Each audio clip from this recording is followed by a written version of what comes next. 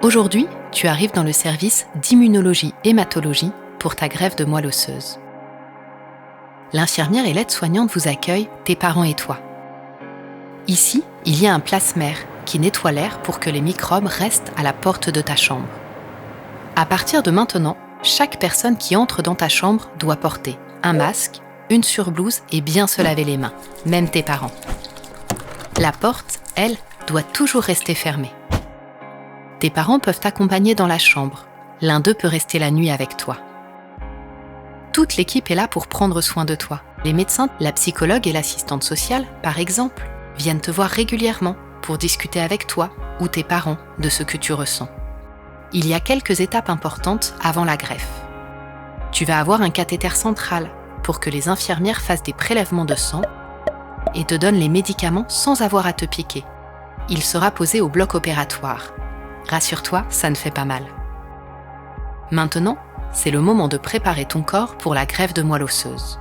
C'est ce qu'on appelle le conditionnement ou la chimiothérapie.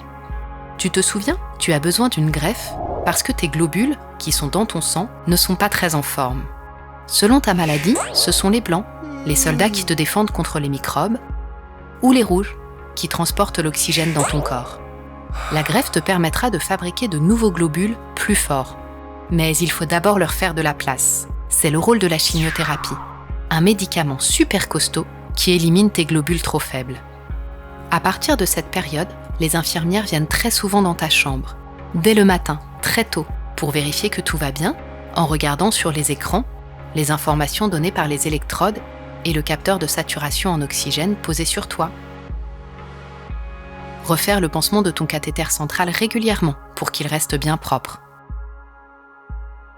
Te donner les médicaments par la bouche, mais aussi mettre des traitements qui passeront par le cathéter. Pendant la chimiothérapie, tu rentres dans une chambre un peu spéciale, une cabane qu'on appelle un flux. Elle te protège contre les microbes parce que tu es en aplasie. Cela veut dire que tu n'as plus de soldats pour te défendre. Ici aussi, tes parents peuvent rester près de toi. L'un d'eux peut rester dormir la nuit avec toi, de l'autre côté du rideau transparent qu'on appelle la lame. C'est dans cette cabane que tu reçois ta greffe qui, comme les autres médicaments, passe dans ton cathéter. Pas besoin de retourner au bloc opératoire.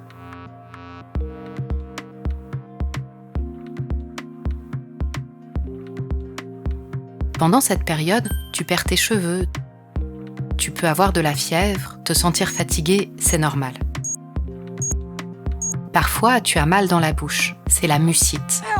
Mais les médecins te donnent des médicaments pour ne plus avoir mal. Parfois aussi, tu n'as pas très faim, tu n'as pas envie de grand-chose. La diététicienne est là pour t'aider et t'expliquer ce que tu peux manger. Les clowns, l'éducatrice et les dames en rose viennent te voir pour te proposer des activités. Les professeurs, eux, viennent te faire travailler selon ta forme. Pendant ce temps, ton corps fabrique de nouveaux globules. Tu te souviens, la greffe te permet de fabriquer de nouveaux globules plus forts. Il faut attendre qu'ils soient assez nombreux pour que tu puisses sortir de ta cabane. Ça y est, les globules sont prêts. Tu peux maintenant retourner dans une chambre comme à ton arrivée. C'est une super nouvelle parce que la greffe a fonctionné. Mais les médecins ont encore besoin de te surveiller. Ils regardent ta peau, ton caca et surveillent ton alimentation. Et il faut veiller à ce que tes nouveaux globules apprennent à reconnaître leur nouvelle maison et les autres cellules de ton corps. Cela peut prendre du temps, et les médecins auront sans doute besoin d'adapter tes traitements. Il y a aussi des jours où tu seras moins en forme, où tu trouveras le temps long. Mais toute l'équipe est là pour s'occuper de toi. Les kinésithérapeutes t'aideront aussi à retrouver tes forces, et la psychologue est toujours là pour toi si tu as envie de parler. Quelques jours avant ta sortie, l'équipe t'explique les précautions à prendre pendant quelques mois, le temps que ton corps puisse à nouveau se défendre contre les microbes.